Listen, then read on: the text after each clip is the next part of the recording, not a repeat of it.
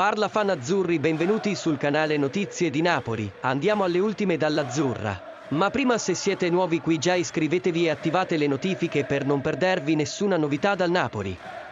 Uno dei meriti di Aurelio De Laurentiis è stato quello di individuare, spesso prima degli altri, le potenzialità di calciatori che prima di approdare a Napoli non erano considerati dei fuoriclasse. Basti pensare, tra gli altri, a Edinson Cavani. Il Matador, a Palermo, non aveva convinto tutti.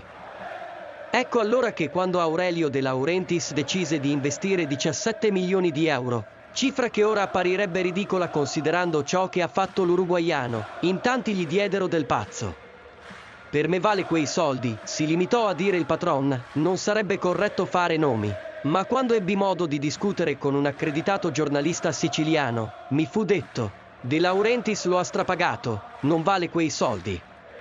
Non vede la porta, è fumoso. Tanti tifosi non lo amano. Il tempo però è galantuomo.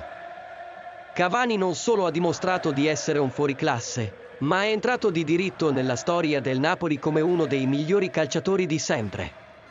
Un grande rimpianto per l'Inter, che era arrivata ancora prima della società azzurra sul calciatore, ma non ebbe il coraggio di investire 17 milioni per il Matador. E i fan di Azzurra?